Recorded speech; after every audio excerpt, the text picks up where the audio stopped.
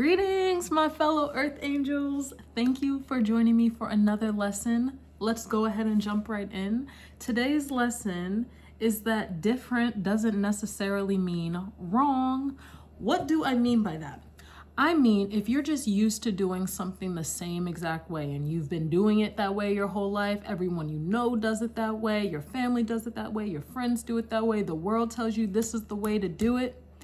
If you decide to do something different, that does not make it wrong. Honestly, a lot of revelation comes from doing things the complete opposite of what the world is instructing you to do. Because if it's for the world, it typically goes against God. And honestly, I have definitely seen that play out in my life quite a bit. I see God's favor on me simply because whatever everyone else is doing, I typically do the opposite. And it always works in my favor. And I know it grieves people to watch me still be blessed when I'm doing the opposite of what they think they have to do, when I'm not following the rules, when I'm not following what the status quo is. Oh my gosh, I really go against the status quo because things just don't make sense. I can give some examples. So like at work, I got to my new department at work at the beginning of the year, and they were used to doing things a certain way. I come in with fresh eyes and a fresh perspective and my own mind and my own autonomy. And I said, yeah, this does not make sense. Why are we doing it this way? I'm not going to do it this way unless you can explain to me why we're doing it this way and what it's supported by, like a policy. And they couldn't, obviously. So I was rocking the boat. I was rocking the boat, and it did not give me any fans in that department for sure. But here's the thing about going against the grain. You only need God in yourself. You're not going to be friends with most people when you're going against the grain. They're not going to like you. They're not going to like you when you start shaking the status quo. They're not going to like you when they see that you are still blessed and you're not following the rules. They're not going to like you. They are going to be envious of you. They're probably going to be jealous. They're going to wish you harm. And some of them are very spiteful. I definitely endured a lot of this by going against the grain. But I feel like for you to give up something that you're being called to do, something that you know is morally right, I think if you were to give that up and just comply with the status quo, I think you would get the opposite of a blessing, truly. I remain heavily protected by Christ. I follow Christ. So that means if I see something that's wrong, or if I see something that doesn't make sense, and I consult with the Lord, and the Lord's like, yeah, that doesn't make sense, I'm going to follow the Lord. I don't care what the humans have to say. I really don't. And I think when you have that contentment with not caring what people think about you, oh, it makes you so powerful. It's like there's literally nothing you can say to me to change my mind when I know the choices I'm making are rooted in righteousness. I know the choices I'm making are rooted in the Lord's word. When somebody is telling you to do something and it goes against the teaching in this good Bible, don't do it. And you have to trust in the Lord enough to know that he's going to protect you. You have to trust in the Lord enough to not be afraid of what a human is going to do to you. And you have to remember that God already went before you and we already won. So even when it looks dark, it looks grim, it looks uncertain, you have to trust that the Lord is using this in a certain way. The Lord's plan is very granular. It's very detailed. It's very specific. It's very intricate.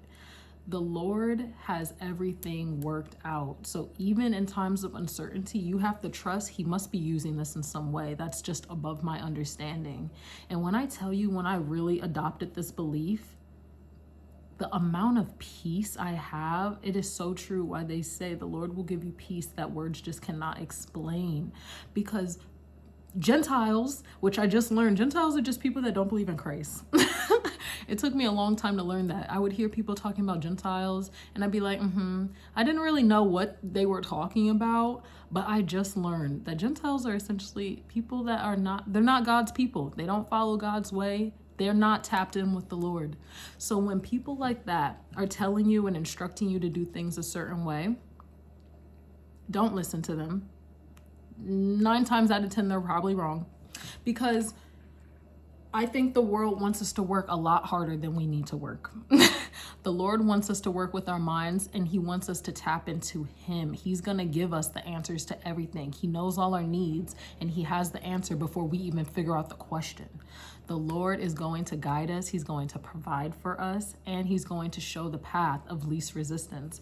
And when you do meet resistance, because that is a part of the journey, you have to have the mindset where I'm just going to embrace this. What is the Lord trying to teach me about this?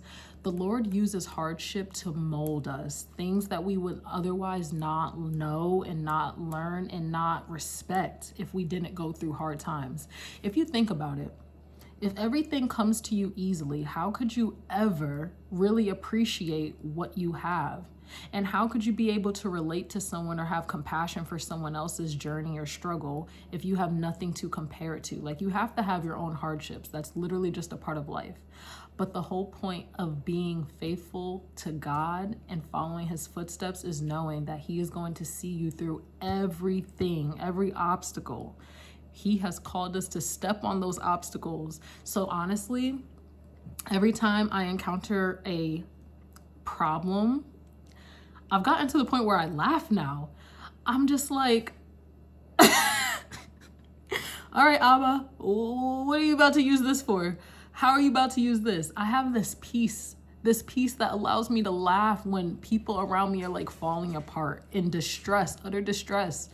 I'm like, yeah, I can relate. If this is happening, God must have ordained it. And that means if I'm trying to live in alignment with the Lord's will, I just have to surrender to it. I just have to allow it to happen and let it play out and continue on. And I want to kind of double down on the fact that just because things are different doesn't mean they're wrong.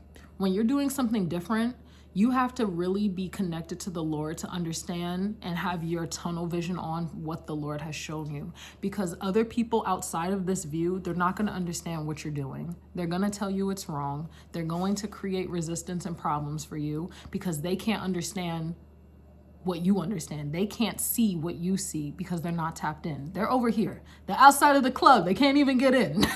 They can't even get in. So you have to ignore their perspective, because just because it's different doesn't mean it's wrong.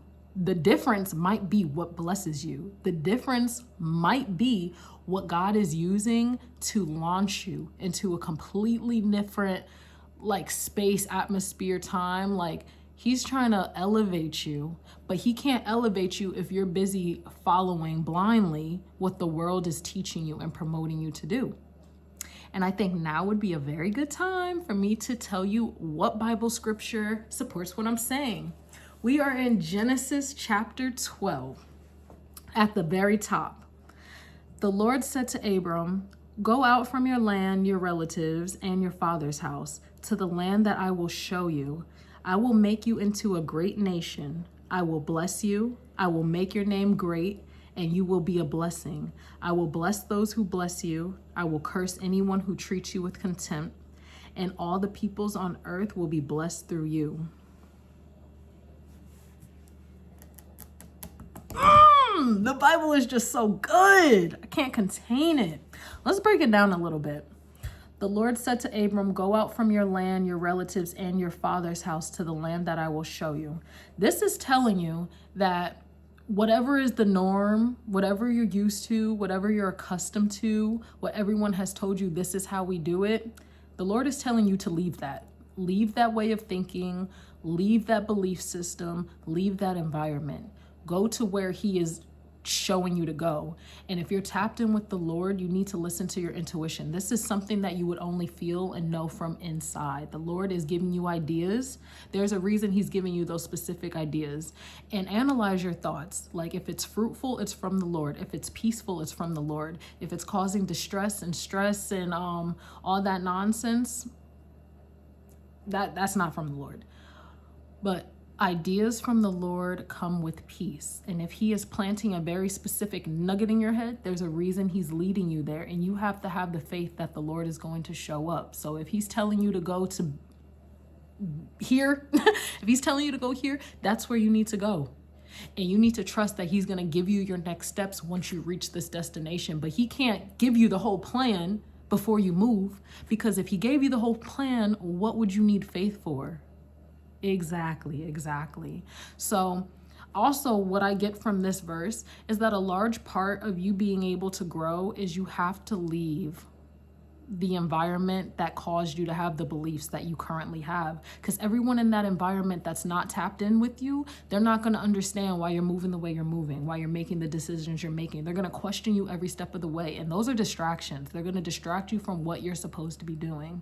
So often you have to separate yourself, not forever, but just long enough to really tap in with the Lord and figure out what he's leading you to and what he's trying to show you. And your family, your friends, whoever you have to kind of leave behind to follow the Lord, you got to make peace with that.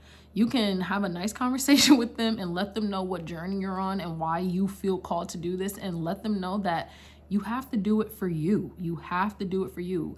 If you don't live your life for you, who are you expecting to live your life for you?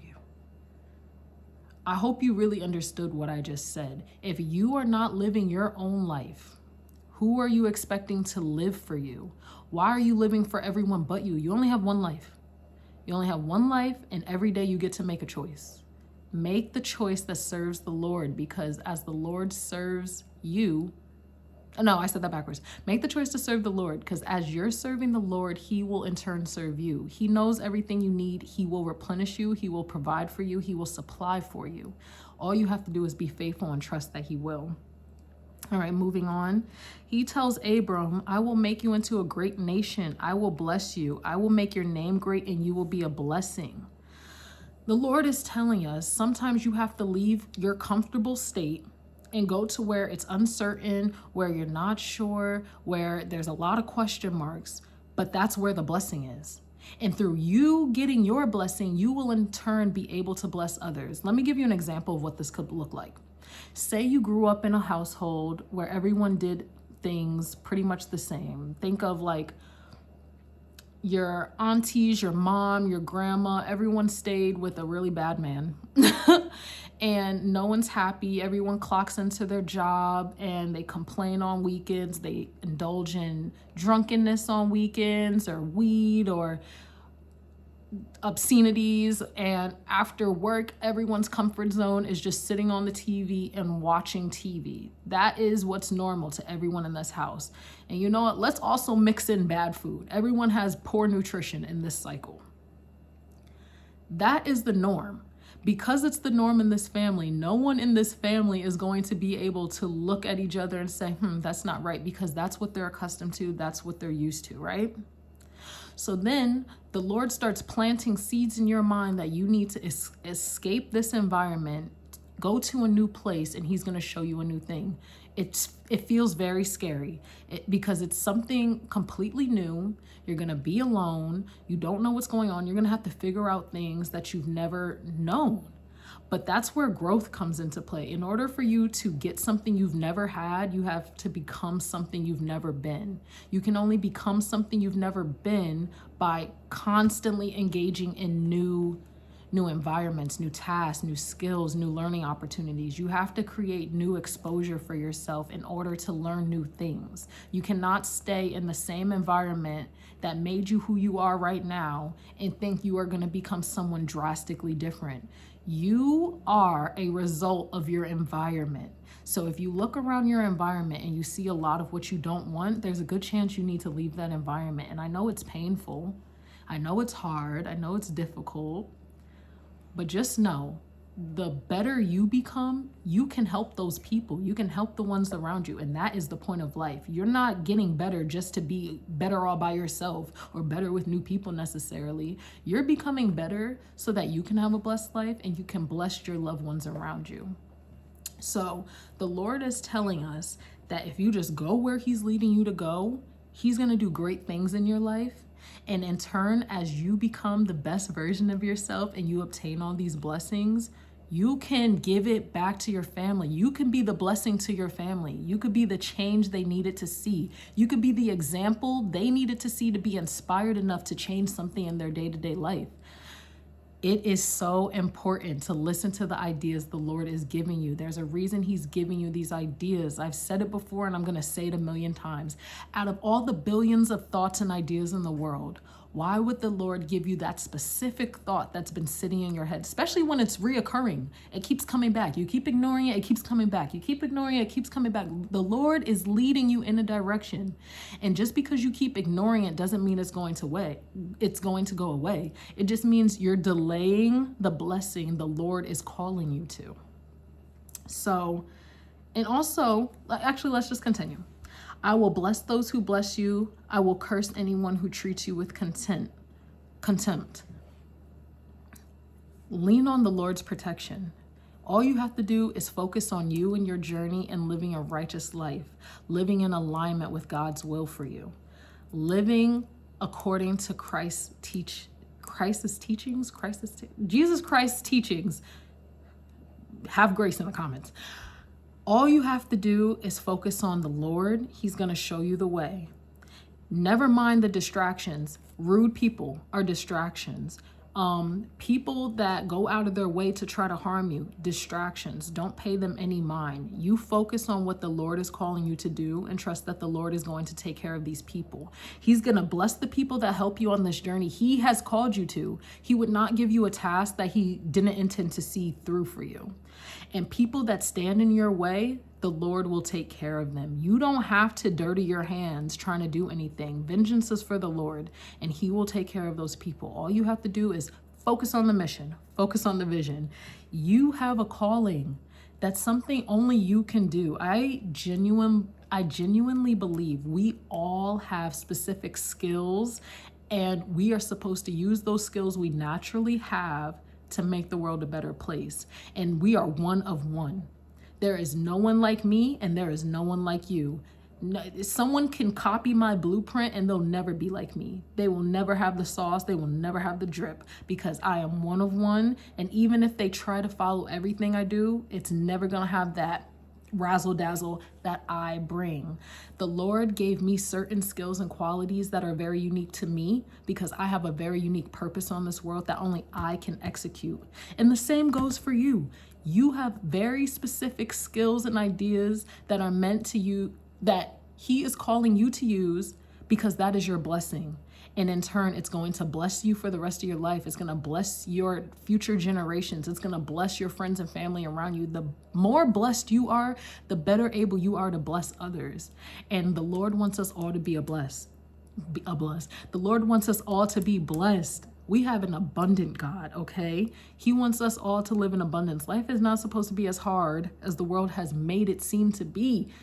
So the moment we stop listening to the world and start tapping into the Lord, things just get easier. And I promise you can trust me. I know I'm just a talking head on the internet, but I have been through some things. I would not be on this internet steering you astray. I promise you, even when you can't see it, you just have to trust. The Lord wants good things for me. The Lord wants the best life for me. And the Lord wants something for me that no human on earth could ever want for me. And the Lord loves me in the way that no human on earth could ever match. So I'm going to stick with my Abba. I'm going to stick with the Lord of Lords, the King of Kings, the great I am. So if he calls me to do something, even if I don't understand, there must be a reason.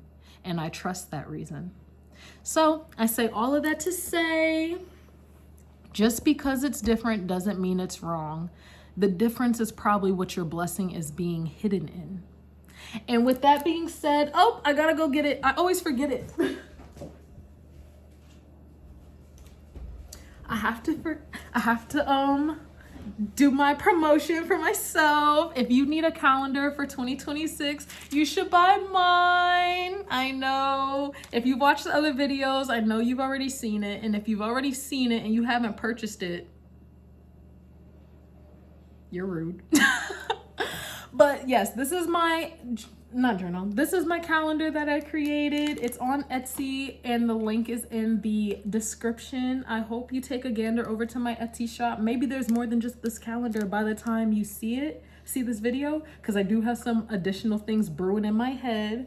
But yes, my calendar has nature pictures that I took myself of the Lord's great work. This is October. The Lord's great work is in here. And I also have a Proverbs verse, or a Proverbs scripture, affirmations related to the scripture, and a reflection question to help guide your month in the direction of love, peace, and self-improvement. Because we're on a level up journey for the rest of our lives. It's a journey, not a destination. We're always trying to be a better me. So I really hope you trust me enough to use this calendar to guide your year, where you will become a better you by the end of 2026 by simply reading the verses, applying the principles, saying the affirmations. The more you say it, the more you believe it, and then reflecting on the questions, because that is where inner growth comes from. You don't know what this is going to unlock for you, but I really do hope you give it a chance. Again, the link is in my description. Take a gander to my Etsy shop. Hopefully by the time you see this, I have other stuff up there and you should buy it too. And if you go to my TikTok, I always put whatever I have, it's on my TikTok as well, if you wanted to see like a different video. So yes, thank you for joining today's lesson. I hope to see you tomorrow for tomorrow's lesson, and I hope this message blesses you. Bye.